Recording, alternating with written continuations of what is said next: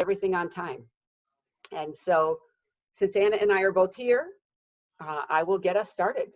So welcome everyone. My name is Karen Brownlee and I am the Adult Program Coordinator at the North Suburban YMCA. And in that role, I put together a series of presentations where I bring in experts in their field to talk about their areas of expertise, about topics that might be of interest to you. So thank you for joining us today. This program is called Ditch Your Diet. And Anna Harris is also a personal trainer and instructor at the North Suburban YMCA, in addition to being a certified precision nutrition coach. And she has done a number of presentations for us up to date. And she has now really transformed into the virtual way of doing this very smoothly and very easily. She's put together a really nice PowerPoint presentation for you. If you have questions throughout, and you can hold them to the end, that makes things go a little more smoothly. But if you have a comment about a particular topic that she's on right then, or a question that you think you might forget, she won't mind if you put forth your question when you have it. But otherwise, maybe jot a note that you want to ask that question later. And if you ever have questions about anything adult programming related with regard to the North Suburban YMCA, please feel free to email me. And if you have questions about nutrition, Anna would be your gal. I host a number of different adult education series programs, and then we also do a variety of different adult programs, including things like brain games, social networking. We have a social club that gets together. We have a caregiver support group. So if you're interested in any of that, reach out to me at kbrownlee@nsymca.org. You can look on the website and find me, and reach out to me because I will invite you to these things, because we do something every single day of the work week. Monday through Friday, we have a different type of virtual program. Some days we have a couple. Today we have a couple because Anna's doing this, and then we're playing brain games at 2 p.m. today. So Anna, thank you again for hosting this great program today. I have to step away, so I will thank you all for being here, and I will let Anna take it away from here. Thanks, Anna. Take care, everyone. Karen. Thank you, Karen. Thank you for this introduction, and thank you for hosting all these wonderful programs at the Y. As a personal trainer, I get a lot of questions about eating and whether eating makes a difference in losing weight, because a lot of people approach it either from we need to exercise a lot or we need to cut down on food. And so because of that, I got certified as a nutrition coach, and to dig deeper into what is a healthier way of eating and how I can help people. So I get a lot of questions about diets and dieting, and you can kind of see my my attitude towards the diets based on today's headline, but I would like to dig a little deeper and explain some of the popular diets and talk about them. Okay, so I would like to ask you, everyone that's present, if you don't mind muting yourself. If you have an urgent question during today's presentation, please unmute and ask that question, or you can hold all the questions until the end. So today we'll talk about dieting. Why are people dieting? What is pushing them to do that? We'll talk about the basis of most diets, which is restriction, and then the consequences from that. We'll talk about restriction of ingredients. We'll talk about restriction of timing. And we'll talk about, well, what all these diets have in common.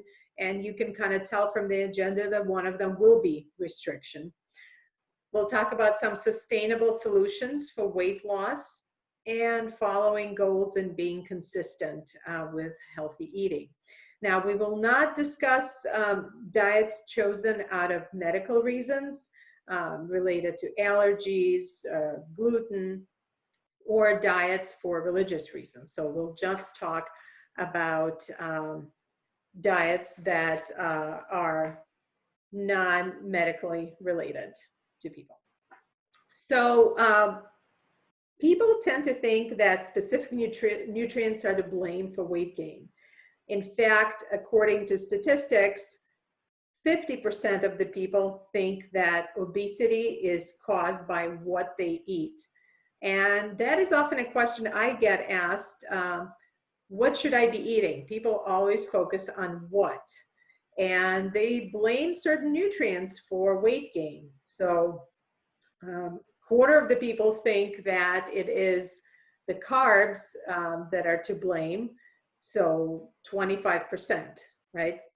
So a lot of these people follow a carb restricted diet, and the blame is pretty high, but not as high as sugars, which is 33% is how much that nutrient gets blamed. And sugar cutting diets are very, very popular. And you will see that the food industry is kind of listening to that, because a lot of the foods, I believe it's in 2021, are even now, I think started 2020, a lot of the labels on packaged foods will specify added sugars.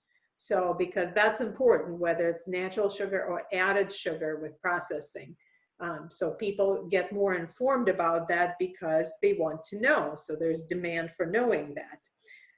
So fats are about 16% and protein only 3%. But we'll talk about whether that matters, what that ingredient is. And so it's a lot of information that's coming at people. I think I checked the most recent survey of diets. US News and World Report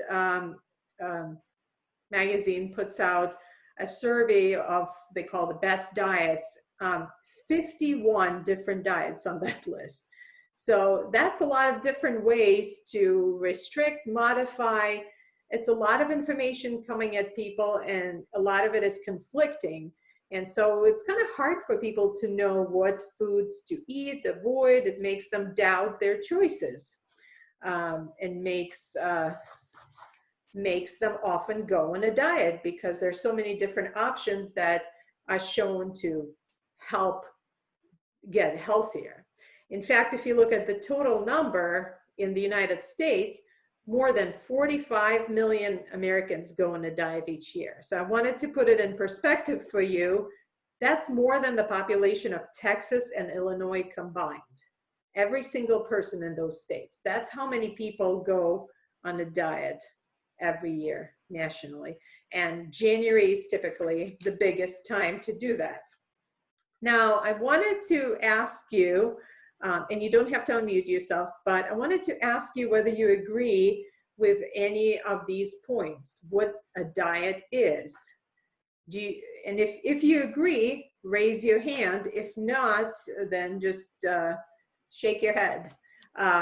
Do you agree that a diet implies something healthy? So some yes, some no. Do you agree that a diet restricts food intake? Some restriction. Do you agree that a diet is a gateway to getting thinner? A little bit. Do you agree that it's a way to control your eating habits? So it's some control. And do you agree that a diet is just a way to eat? So going back, thank you for that. Going back to the definitions, a diet essentially is just a way to eat. And over the years, over the decades, it's been modified into a method or some kind of a controlled experiment of how to eat better. And a lot of the times you hear the words healthy diet. It kind of goes hand in hand, right? So oftentimes a diet, the implication is that it's a healthy diet. And it's often promoted as something that could make you thinner. But in the end, it's a way to control what you eat. So it's essentially diet is in control. Okay.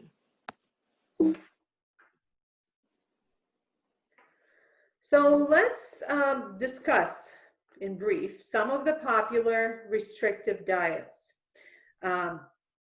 as I mentioned, US News and World Report listed 51 diets.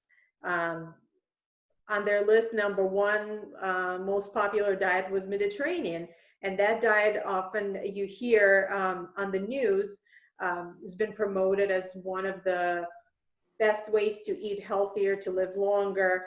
And it's probably come closer to a healthier way of eating than many others.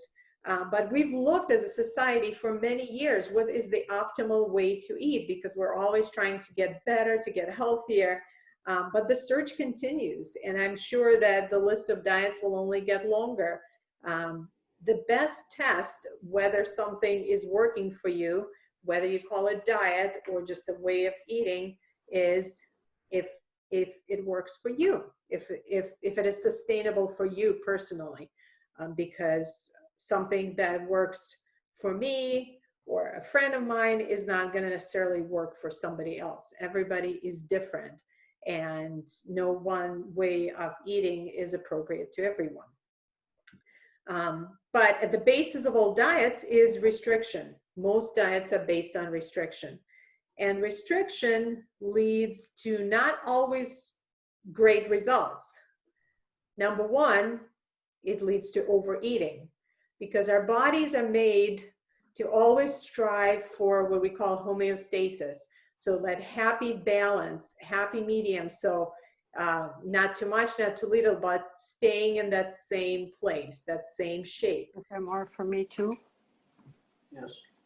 And it's the opposite of what you're looking for, right? When you think of diet, you don't think of overeating, but when you deprive your body of something, then it often leads to binging. So that down the line leads to overeating. Then restriction also often leads to poor body function, because you might be missing key ingredients that your body might need. So carbs, for example, I mentioned that was one of the popular nutrients that was cut out. But especially if you're active, you need carbs for energy. You need that energy to power your workouts. When you don't have enough carbs, you have less energy to start. So you will have to be really smart about getting other micronutrients and macronutrients. But if you don't have carbs, it's a lot more difficult.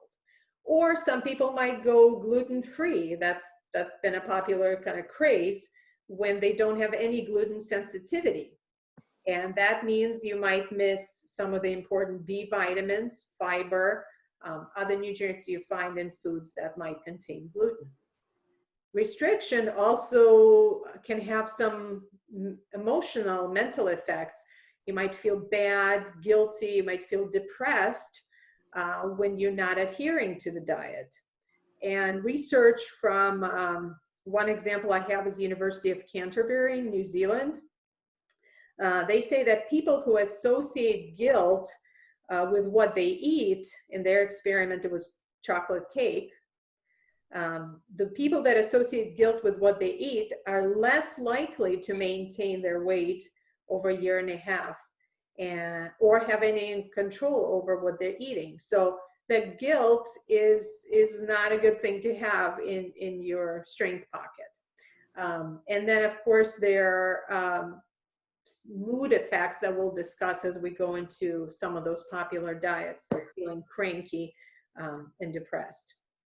And finally, the most important point, I think, is that when you diet, you build your life around that diet rather than living a healthy life. So it will affect your relationships You gonna listen? and social situations. So let's talk about different types of restrictive diets.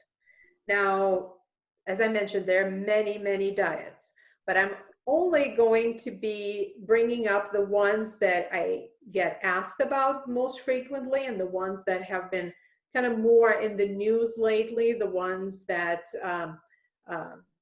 people find most interesting right now. And I'm going to ask everyone once again to please mute your screen. There's a little mute button just to make sure we don't hear everybody yet. So we'll talk about different types of restriction, restricting ingredients. As I mentioned, most people think it's ingredients that are to blame. So I don't know what is cause and effect here, but most of the diets are based on restricting ingredients. So we'll talk about these: paleo, low carb, keto, low sugar. We'll discuss them all. Then we'll talk about restricting timing. A great example of that is intermittent fasting. And then finally, we'll talk about clean eating, which is not necessarily a bad term, but if it's followed obsessively, that is another restriction that will probably control your life rather than the other way around. So it can backfire if it's followed obsessively. So let's talk about restricting ingredients. And we're going to start with the one that I hear about the most, and that is paleo. The idea, you can probably see that little image on the right, is that we eat like our ancestors before the modern day adaptations. We kind of call it the primal diet, eat like the hunters-gatherers of the Paleolithic era. And people that follow this diet believe that the change from this era to the agriculture-based grain-centric diet was the cause for obesity, diabetes, and cardiovascular disease. It's a diet that, if you look at the split of macronutrients, the bulk of it is protein and fat, 40% protein, 40% fat. It's low on carbs, 20%. So it's the way those hunter-gatherers were eating, the cavemen, the way they were eating, whatever they could hunt, meat, fish, animal products like eggs, later on, honey, vegetables and flowers, raw fruits and nuts and seeds. So whatever they can hunt and gather is what they were eating. And whatever carbs there were the carbs that were obviously unprocessed at the time, vegetables primarily. So it was a way of life. That's what they had around. That's how they lived. So natural sources were available, and they differed by region. So if you look at the Arctic regions for the Paleolithic era, it's a mouthful, there was a lot of meat and fish. So that's what they were eating. If you look at Africa, there were a lot of nuts and seeds. So it was a little bit more focused on that, more fat-based. And they ate 3 times more produce than the average American right now. But despite all this, despite eating those fresh foods, they still had atherosclerosis. When the mummies were examined from 4 different geographical regions, both farmers and hunter-gatherers, 47 of the 137 mummies still had atherosclerosis. So eating fresh was not entirely helpful there. But let's go back to eating fresh. Let's talk about this diet we just discussed and the typical American diet or standard American diet, which interestingly the abbreviation is SAD, right? And it is SAD when you look at it. On the left side are the 4 most common vegetables on the standard American diet, right? So you see fries, processed tomatoes, lettuce, which has very little nutritional value, and onions, probably the one positive highlight of that. And then on the right side, you see the 5 most popular foods on the US diet now. So it's pizza, it's baked goods, it's fried chicken, it's alcohol, and it's soda. So obviously that's not an example of optimal eating or even moderately good for your health. But eating fresh, like paleo suggests, is miles ahead better than this diet. One thing that stands out about paleo diet is cutting the grain. So it might be appropriate for people that have celiac disease, so people that have gluten allergy, or even people that have gluten sensitivity. But if you look at the total number, it's only 1% of the US population. So other people don't need to eat like that. But paleo followers state that grains lead to inflammation. And I can tell you that, yes, processed grains, refined grains will lead to inflammation, but the whole grains actually reduce inflammation. So it is the processing of the grain that is the cause of inflammation, and eating whole grains actually improves your blood parameters, improves your lipids, it improves blood glucose levels, it reduces the risk of stroke and cardiovascular disease, and very importantly, it helps digestion, so which helps your body function better. And I also questioned the genetic reasoning, you know, us eating like the caveman, because we have evolved. Our food might have evolved, but we have also evolved, and the bacteria in our gut have also evolved significantly. And we can't do the same things that were done before that evolution. But I want to be fair, and I want to look at the positives and negatives of each diet. So let's look at the positives that I see in paleo. Before I mention that, I want to say that if you're looking for a little bit further research, there's Dr. Lindenberg was a pioneer of this concept.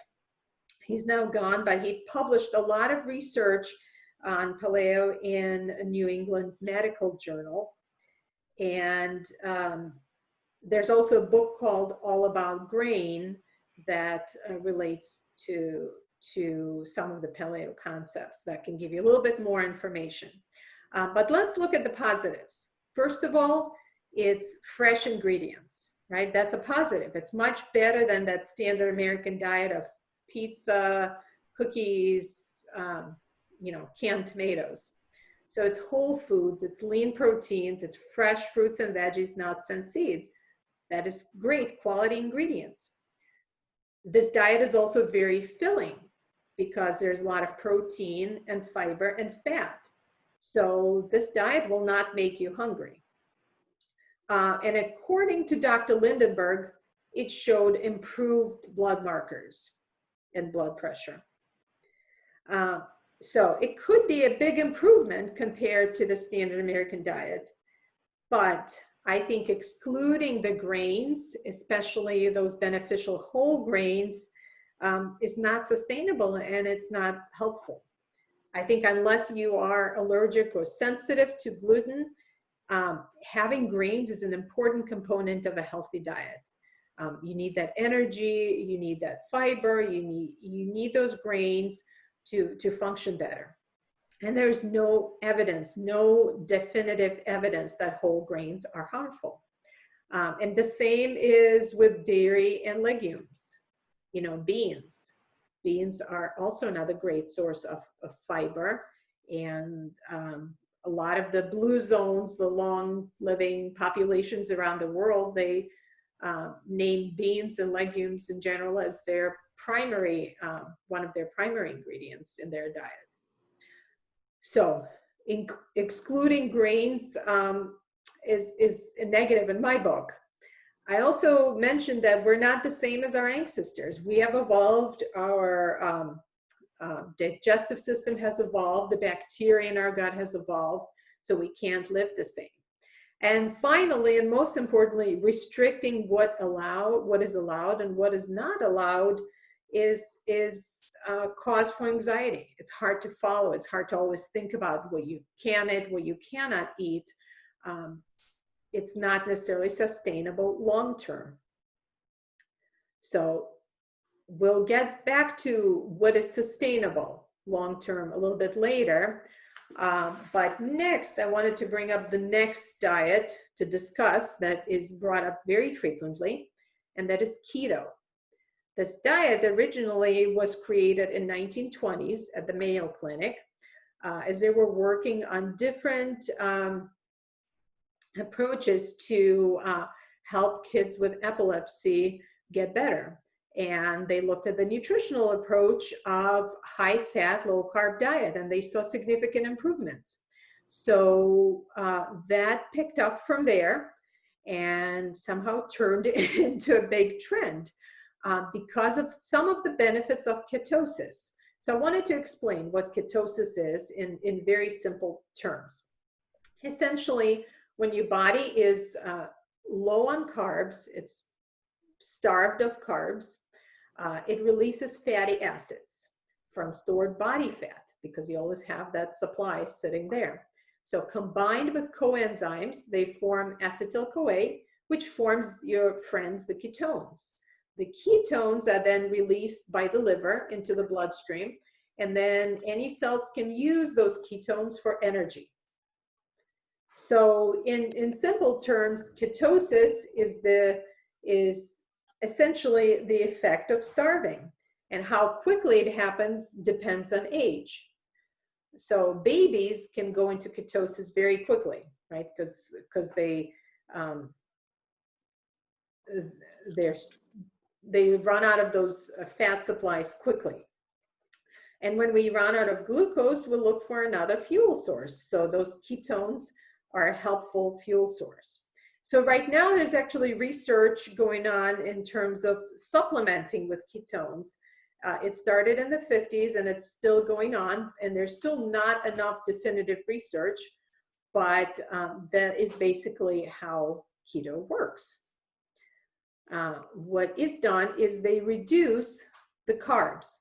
So if you look at the macro split, it's a super, super low carb number, only 5% carbs in the diet, 75% fat, and 20% protein. So it's heavy on fat, fairly heavy on protein, and super low on carbs.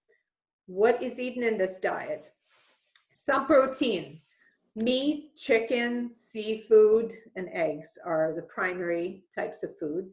High amounts of fat like avocado, coconut milk, oil, olive oil, bacon, butter, and cheese. And very minimal low-carb veggies. Only the veggies that are super low on carbs are included. So veggies like asparagus, tomatoes, mushrooms, zucchini, broccoli, cucumber, celery, cauliflower.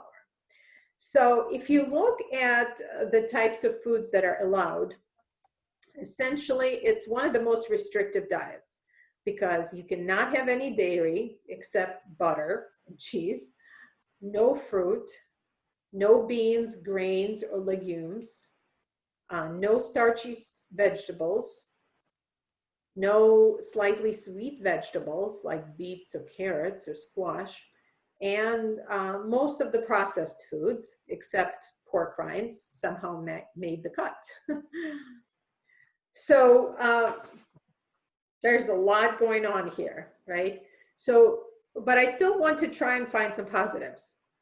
So first of all, positive, the high fat emphasis is beneficial for people that need it. People with neurodegenerative diseases, people that are suffering from severe effects of aging, people with traumatic injuries, contact sports, they can all benefit from this because the ketosis helps the body function better.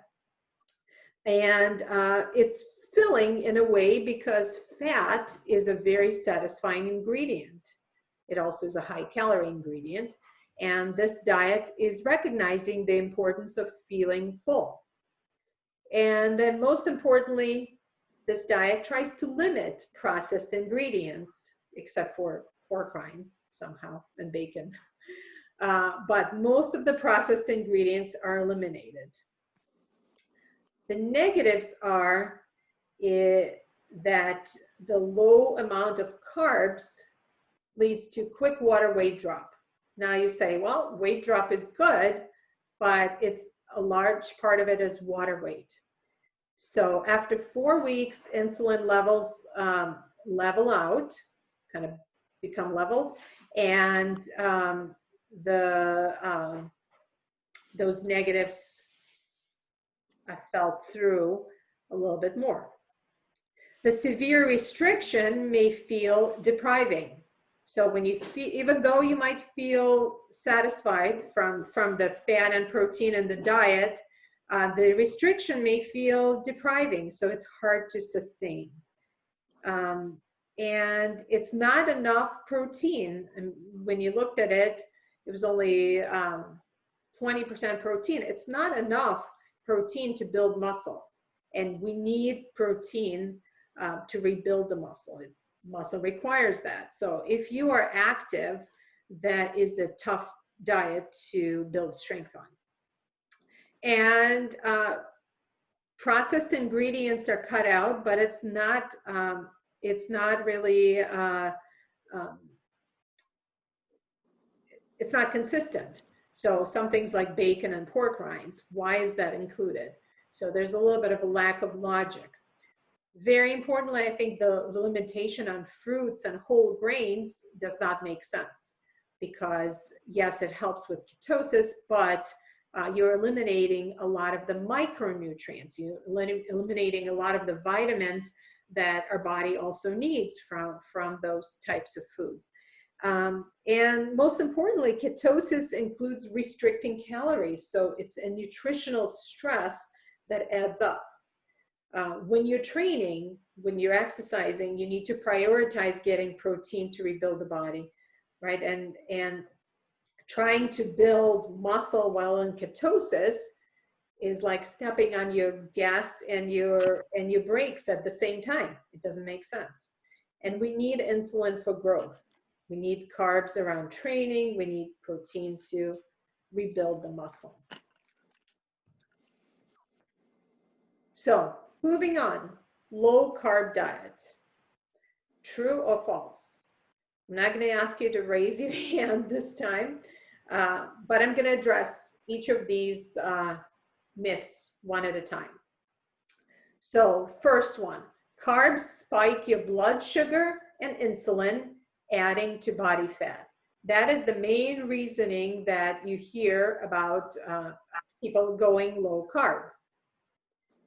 But the fact of the matter is carbs do not increase sugar, do increase sugar, but adding energy helps your workout. You need that sugar to be active. So unless you are a sedentary person and you sit all day and you do not move, yeah, all those carbs may not be as important for you. But if you get up from the chair, you do need carbs. So you have the energy for movement. The carbs do increase insulin, but that helps you stay full. There's no evidence out there that shows that increased insulin causes fat gain. The second myth, eating sugar and grains leads to inflammation in the body. So we already talked about that a little bit when we talked about paleo, but it is the refined grains that lead to inflammation, not the whole grains. So yes, things like corn syrup in a lot of the refined grains will lead to inflammation. That is accurate. But whole grains do not. In fact, whole grains help fight that inflammation. Next myth, carbs are not essential like fat and protein. And I will agree that processed carbs are not essential, and your health will benefit from cutting them. But whole, minimally processed carbs are essential because it's one of the macronutrients that gives you energy. And final fact, cutting carbs leads to weight loss. First of all, only short term because of the water weight drop. And really any kind of deficit is what leads to weight loss. Cutting carbs may work because a lot of us eat processed carbs, and cutting them will improve your health and reduce calories, which will lead to weight loss.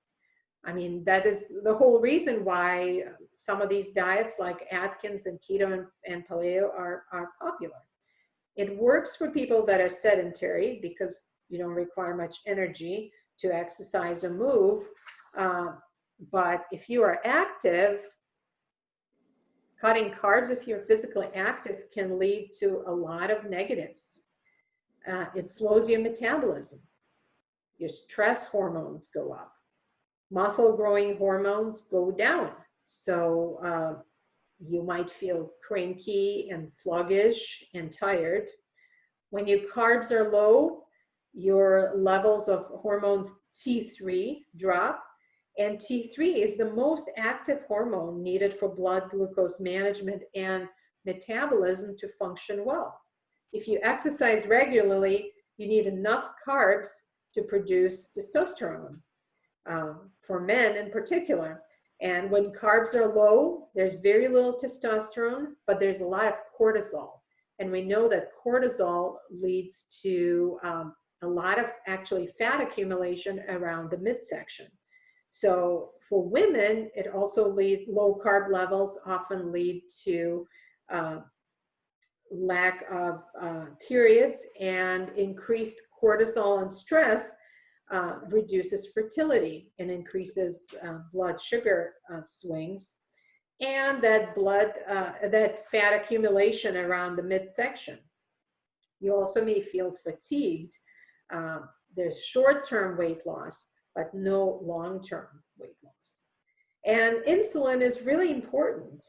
It's crucial for building muscle, and when there's shortage of carbs and muscle glycogen is depleted, you don't build muscle, so you break it down. So we need the carbs if we move. So let's go back to the positive negatives, because I always try to look at the positive side as well and find something good in every kind of eating.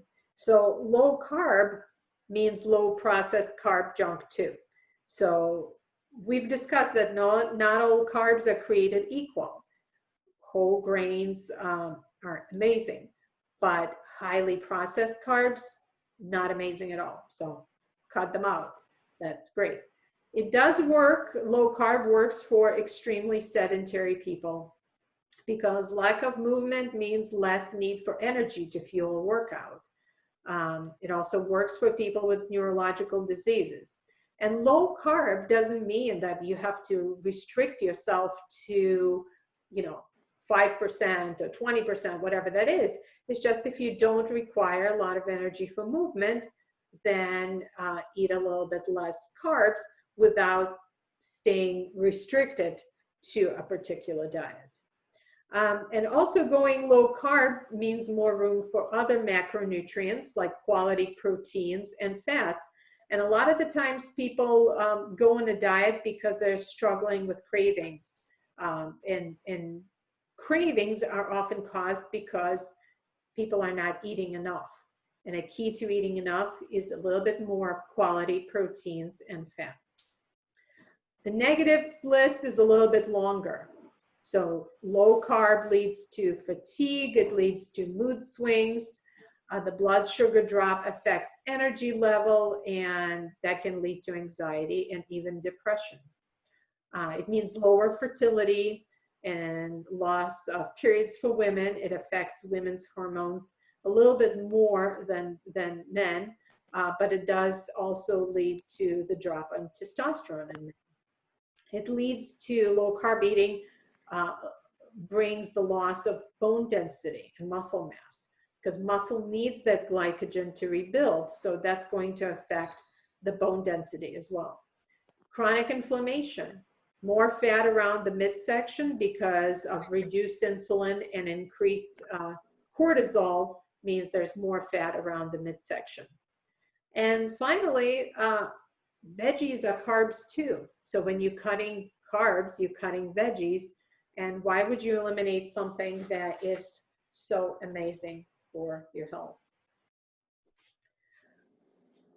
Let's talk about low sugar. That is, remember on our first slide, we talked about one of the ingredients that's blamed for weight gain. That was number one. I think 33% blame was on low sugar for weight gain.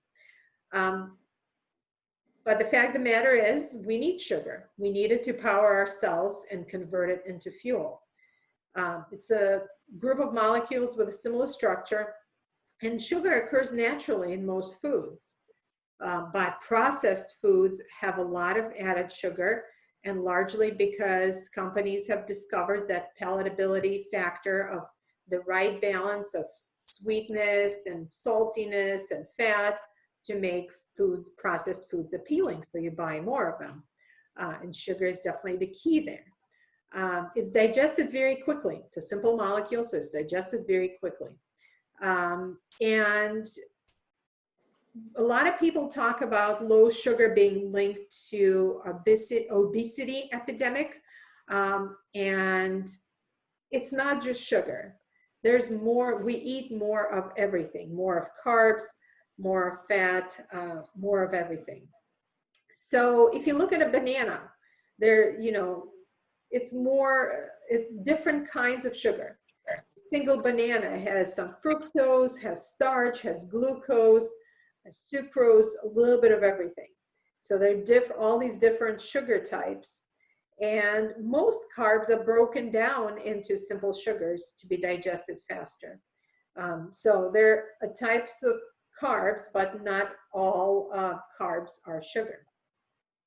So overall, when we look at the increase in sugar in our diets, it kind of parallels the increase of fat and other ingredients in our diets as well. In fact, if you compare how much people are eating now versus just 20 years ago, it's 400 calories more a day. So we're eating more in general, not just sugar. But if I were to look at the positives negatives split, positives of a low sugar diet is reducing added sugar. So all that processed junk that does not contribute to a healthier body, that taking that out will definitely benefit your health. Looking for quality ingredients. So a lot of the times when people go on a low sugar diet, they try to make up for it with other ingredients. So instead of getting sugar from processed ingredients, they might look for it in fruit. Sweet foods are highly palatable. You know, I've talked about how people may consume more, so avoiding some of these sweet foods will help people eat less, and eating fewer calories will lead to weight loss.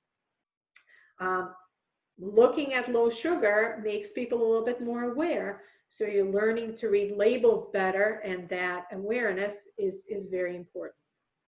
The negatives are a quick one you would discover if you go on a low sugar diet, a Whole30 diet that also cuts the sugar out, is the lack of energy.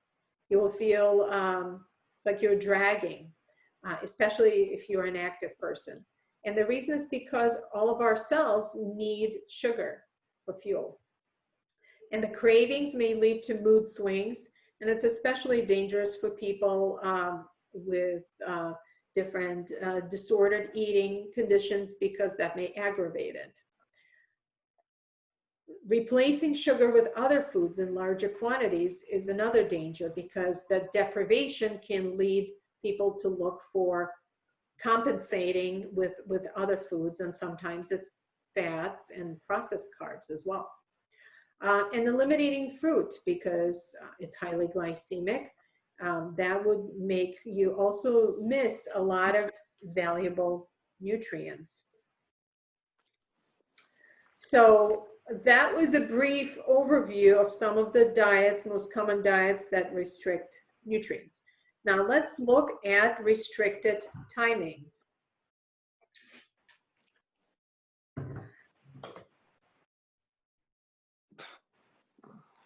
So the one way of restricted timing kind of eating that's very popular right now is intermittent fasting. And it's basically, and I'm sorry, I'm going to ask everyone to mute your microphones once again, unless you have a question. So intermittent fasting is essentially restricting the amount of calories you take in for a period of time. So there are different ways to go about it. You can restrict it based on time. So that means fasting for 12 to 21 hours a day, and then having a window of eating when you can consume all the food you need with no calorie restriction, right? Then there's alternate day fasting, where you eat whatever you want every other day. And finally, there's modified fasting, where you have periods of limited food intake, for example, 5 to 2, where you have 5 days of normal eating and 2 days of really restricted intake. And a 2015 study, meta-analysis of 12 clinical trials focused on intermittent fasting, concluded that there was no significant difference in weight loss amounts or body composition changes with intermittent fasting. So weight loss was very similar to people that were simply restricting calories continuously versus every other day or every other hour. And studies have been very inconsistent. So a 2017 study of 100 obese patients over 12 months found no changes in blood pressure, insulin levels, or any cardiovascular parameters. But they found that the LDL cholesterol went up on intermittent fasting kind of protocol. Then the following years, the similar study found a drop in LDL levels. So it's the opposite of the other one. Then there was another study in 2018 that found that early time restricted feeding, like dinner being done by 3 o'clock, improved insulin sensitivity and blood pressure. And that is great result, right? Only that this study was only conducted on men, and it was a very small group. And that eating window, finishing dinner by 3 and not eating anything from then until the next morning, is very hard to sustain long term. So positives, the one positive, and some people might disagree with me, but the intermittent fasting protocol helps you understand what hunger feels like. And it's very important. I mean, a lot of the times we feel a little bit hungry and we eat, or we crave something, we eat, but it's important to know what hunger feels like, so you have that awareness of how full you are and when you're hungry. This protocol also works more or less okay for sedentary people, because lack of movement means less need for energy to fuel a workout. More room for other macronutrients. So you're getting more nutrients. Negatives is that intermittent fasting may have a bad effect on ovulation and fertility for women. So for that specific reason, it's not recommended for pregnant or breastfeeding women. So it's a questionable protocol for those. It's also dangerous for people with eating disorders, because severe restriction, like stopping dinner at 3 o'clock, may exacerbate pre-existing disorder. So you have to be careful there. It is also tricky for people with blood sugar fluctuations. Best examples of that being people with diabetes and extreme athletes that need that blood sugar to fuel them. And finally, ball exercises, sitting in the position. Yeah.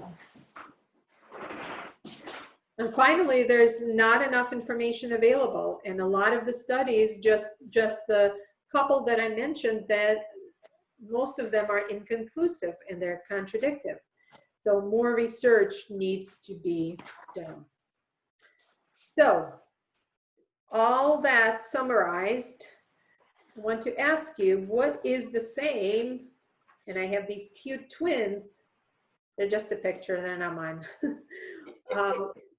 What is the same about all these cute and not so cute diets. And number one thing is restriction. It's eliminating something, and that creates caloric reduction. So less calories leads to weight loss. They also specify how and what you should be eating, which can help with awareness of what and how you're eating, right? And all of these diets encourage, I didn't mention that, but they all encourage physical activity, which is always a positive in my book. So I want you to ask yourself, any of these diets, can you do it for life? Is it sustainable for you to continue eating like that? And how you eat is specific to you, because everyone is different. No body's created exactly the same. So you always have to ask yourself, am I seeing results? Is it working for me? And the problem with a lot of the diets is that they're very short term. But ideally, you don't want to think about what exactly you have to eat and how much you have to eat. Ideally, you want to learn how to eat better for life and do it intuitively. So there's several factors that influence our choices. Obviously, how we're made. Our biology a lot of the times dictates how hungry we get, what kind of appetite we get, what kinds of foods we like. Our economic status, obviously, of what is available, how much we can afford. Some physical determinants, like what we have access to, or if you have cooking skills to make something, if you have time to make it. And finally, social environment, family, friends, and culture, and meal plan. So I want to talk to you about sustainable solutions, not short-term tricks, but something that could be done for life. And some of those strategies I work on with my nutritional clients, because these are the strategies that help you eat well long-term and not be a slave to a specific diet or way of eating. First of all, eating fresh foods. Focusing, I always start, when I'm coaching people, I always start with quality of ingredients. And I don't want people to worry about how much they eat or having specific plan, even though that's what people usually expect, right? Write me a plan, what do I eat? But we start with adding things. Instead of restriction, we start with adding things. We start with adding things that are optimal for your health, like fresh vegetables, fresh fruits. So focusing on what you can do to maximize your nutritional quality rather than deprivation. So things like fruit and veggies and basically all kinds of vitamin-packed produce. And then we talk about the bullseye of ingredients, aiming for the bullseye. And I've talked about it a little bit about processed food versus not processed food, but eating close, I call it eating close to the source. You can think about it as bullseye of ingredients. So if we take a potato, right, closest to the source is what? Just a baked or boiled potato. Nothing added, just simple preparation. You go a little bit further, mashed potato, you add some butter, some milk, it gets a little further from the source. And then you cut that potato and fry it up. You get fries, that is the furthest from the source. So the less processing you do to each ingredient, the more nutrients you will have for absorption, and your body needs those nutrients, and the less junk you're adding to it. So keeping it closest to the source, keeping it narrow is helpful. And your body wouldn't absorb all the nutrients. Even if I gave you the full potato, you wouldn't absorb all the nutrients, especially as you age, because we're only able to extract so much. Yeah, I'll get it. And then pairing different foods helps with absorption. So for example, combining iron and vitamin C, like spinach and steak. So we focused on adding quality. We focused on zooming into close to the source. And now kind of the biggest point of today is that you lose weight, not because you have a specific method, but because you reduce that ingredient, so you will reduce the calories. Or you can also add exercise, but whether you do that, that is what will lead to weight loss, no matter what you're consuming. So I want you to think about what works long-term, play that long-term game. And each diet that we've discussed today restricted something: carbs, sugar, amount. But when you reduce ingredients, you reduce the calories. So that is the key to weight loss.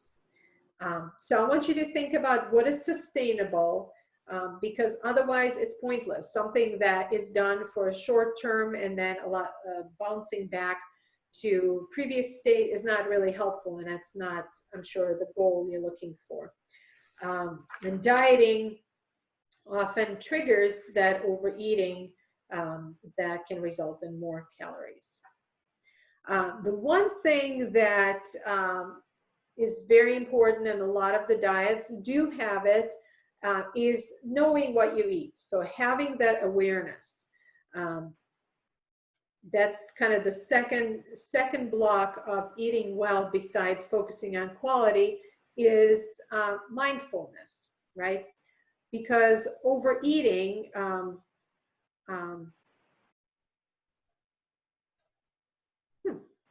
I'm sorry, I have the wrong points here, but that's funny. Mindfulness helps you be more aware of what you're consuming. If you track it, whether you track it on paper or you track it with different apps like MyFitnessPal or Lose It or LifeSum, I can name different apps that if you're interested. It doesn't matter how you journal this, whether you do it on paper or in the app, whatever way works best for you. It can help you build awareness. So you'd notice, you write down or type down what you're consuming, when you're consuming it, and even if you can add some notes like how you feel or why you ate something or what you were doing just before that made you eat something. You can look back on it later and then see what some trends are. And you can see maybe what some triggers are for cravings, or you can see that on certain days you felt great after eating that day, and you can look and see, oh, maybe you were eating more fruit or more vegetables, or maybe you were getting more quality protein that helped you stay full and happy. And that is why keeping track of what you eat, even for a short term, is helpful in realizing how you can eat better. And we've looked at for ages what the optimal diets are, what the best way to eat for us. But the best test really is whether it works for you. And by journaling, by keeping track of how you eat and what you eat, can help you figure that out, because nobody knows you better than you. And a lot of the times we put amounts when we're journaling, we're putting in ounces, or if you're using apps, they will ask you to put specific ounces, and you might not know what it is, especially not having a scale or just not having any idea. So a lot of my clients, I recommend them to use your hand, because your hand is always with you, and it's the size proportionate to your body. So somebody that's really big and tall is going to have a bigger hand, and hence they will need a bigger portion. So how you measure? Your palm is equal to 1 serving of protein. So women typically need 1 serving, men need 2 per meal. So that palm, just that part without your fingers. A fist is a serving of vegetables. And I will always say that the more the better. Vegetables are a great source of vitamins for you. A serving of carbs is a cupped hand. And it's actually not that much if you look at it. But you know what's smaller? Is a serving of fat, which is a thumb. Now, not to say that you have to worry about those exact specific amounts, because if you're feeling good, if you look at let's say your journal and you notice that what you eat makes you feel good, you don't always have to measure the amounts. But I've talked about something called harahachi-bu. It's a Japanese term for eating to 80% full. That's exactly what it means, eating to 80% full. And a lot of the blue zone regions where people live to 100 years old and beyond, they all follow this method. So eating until you're almost full. And the reason for that is it takes 20 minutes for our stomach to send a signal to the brain that we're full. So if you eat faster than 20 minutes, you never get that signal in time. So you might be stuffed and before you even get the signal. So you will eat too much and you will gain weight from that. So you have to tune into your hunger and those fullness cues, and you do that by slowing down. So that mindfulness is really one final crucial component. So we started with quality ingredients, eating more of that. Then we talked about noticing, journaling what you eat, and then finally eating slowly and eating to 80% full. And it's kind of hard to say what 80% is. A lot of people ask me, what is, how do I know 80% full? But when you slow down, you will know what it is. So there are many different ways to slow down, you know, putting your utensil in a different hand, just taking time between bites, focusing and kind of enjoying what you eat rather than just quickly eating. So that will help you find that fullness and find out when you just had enough and you don't want to be stuffed. That's when you stop. That is 80% full. Because your digestive system can only handle so much, and feeling lighter and just pleasantly full versus heavy is a lot nicer. And I just always encourage you to stay curious and kind of understand what hunger means to you and when you feel full, and I encourage eating on the continuum. So not worrying about eating the same or following a specific pattern, but finding what makes you feel energized and full and happy and comfortable. Some of those principles are principles of blue zones, which, you know, people live past 100, they live healthy and happy. That is a good goal. So that is the end of my presentation. And if you have questions, I would love to hear them right now. If you're interested in a free nutrition coaching session, you can reserve it and we can do it over Zoom or we can do it outside. And you can always reach out to me with this email, fiteatrest@gmail.com. And I can answer any questions right now if you want to unmute yourselves. Yes. A couple of points. You mentioned gluten sensitivity. Is that a condition that is recognized as legitimate by the science-based medical community, mainstream medicine? I'm not trying to confuse it with celiac disease. I'm talking about specifically gluten sensitivity. Well, so a lot of the foods may trigger discomfort. So that is essentially what I'm talking about when I talk about that sensitivity. So it may lead to poor stomach functioning. It may lead to bloatiness. It may lead to headaches. People have different reactions. So it is something that most doctors will ask you to do a test on gluten sensitivity. but it's not, obviously, they have a test to diagnose celiac disease. There's no test to diagnose gluten sensitivity. But you can see if there's a certain item that is making you feel, that is giving you digestive discomfort, and you've narrowed it down to gluten, then I would say reducing that ingredient, if that makes you happier, would be a positive. But that doesn't answer my question. I asked if this is a recognized condition by the science-based mainstream medical community. It's not a condition. It's not a condition.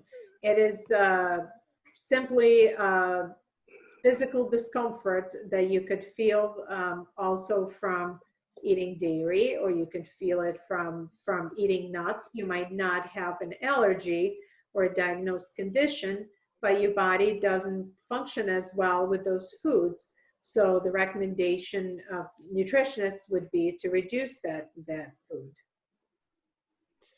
The other point is, in terms of paleo diet, I find it ironic that people believe that there are many people who believe that the paleo diet is healthy. But when you realize that in the era of the paleo people, life expectancy, even assuming they weren't eaten by dinosaurs or burned to death by dragons, if people lived to be 25 or 30 years old, it was unusual. So the paleo diet per se is not something that we can count on to increase our life expectancy. That's a great point. And you know, if you look at blue zones, some of the research from there are a lot of regions in South America, for example, they actually, whole grains are one of the main nutrients they consume. So not all those blue zones are the same in terms of what they eat, and they live Exactly. 100. So it's, I think the point is that it's hard to narrow it down to a certain ingredient that's really more like a way of life, and focusing on quality and slowing down when you eat and being more aware of what you eat rather than a specific narrow diet.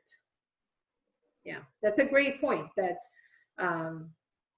it didn't really improve life expectancy. And as I mentioned, there was a lot of atherosclerosis in those groups that the scientists found.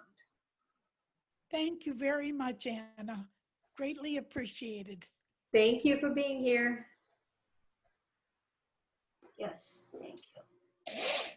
And if you have any follow-up questions, I would love to hear them. If you have any other thoughts or any suggestions for future presentations, I hope this has been helpful. Thank you.